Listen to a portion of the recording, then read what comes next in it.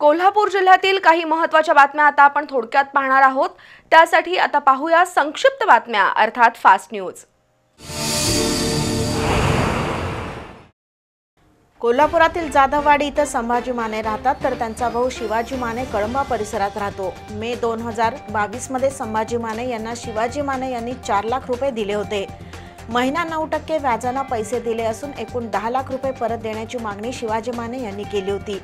आजवर संभाजी माने यांनी शिवाजी मानेला पावणे 6 लाख रुपये दिले होते, तरीही शिवाजी मानेनं घेतलेल्या कोऱ्या चेकवर अतिरिक्त रक्कम टाकून ते चेक बँकेत भरले, पण संभाजी माने यांच्या खात्यावर तितकी रक्कम नसल्याने ते चेक बाउन्स झाले। अखेर संभाजी पाटील यांनी शिवाजी पाटील विरोधात बेकायदेशीर सावकारीबद्दल तक्रार दिली आहे।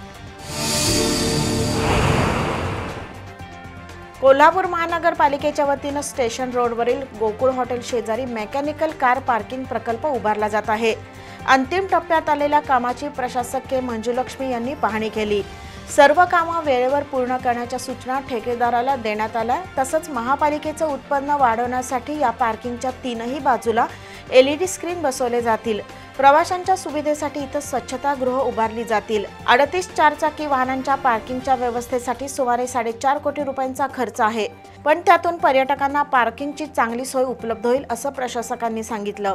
यावेळी शहर अभियंता रमेश मस्कर, उपशहर अभियंता अरुण गुजर, आर्किटेक्ट विनय पाटील, कनिष्ठ अभियंता मीरा नगीमे उपस्थित होते।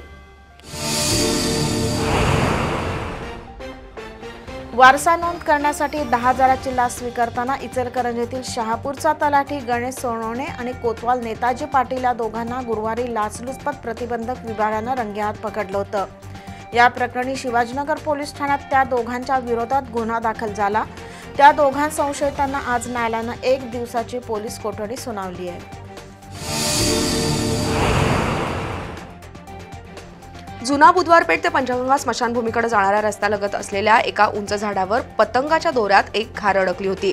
सामाजिक कार्यकर्ते सुशील भांदिरे यांनी अग्निशमन दलाला त्याबद्दलची माहिती दिली। अग्निशमनच्या जवानांनी बूमच्या सहाय्याने त्या घारीला अलगद खाली काढून जीवदान दिलं।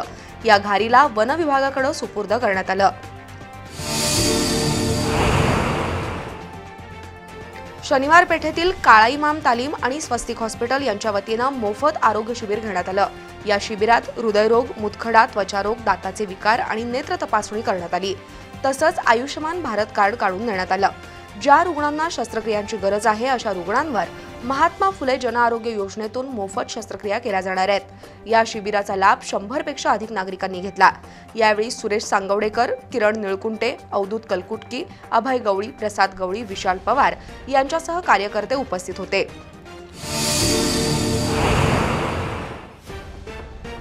कोल्हापूर जिल्ह्यात अंमली पदार्थांची तस्करी वाढली आहे। पोलीस अंमलदार योगेश गोसावी यांना एक व्यक्ती अंमली पदार्थ विकण्यासाठी येणार असल्याची माहिती मिळाली। त्यानंतर स्थानिक गुन्हे अन्वेषण शाखेचे पोलीस उपनिरीक्षक शेष मोरे यांनी उचगाव जवळ सापळा लावला होता।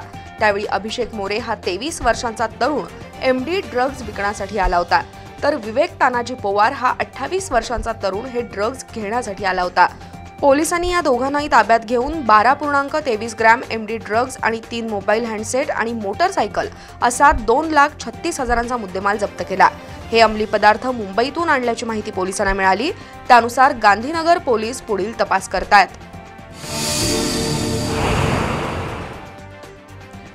आगामी निवडणुकांच्या पार्श्वभूमीवर जिल्हा पोलीस अधीक्षक योगेश कुमार गुप्ता यांनी अवैध धंद्यांवर कारवाईच्या सूचना दिल्या आहेत।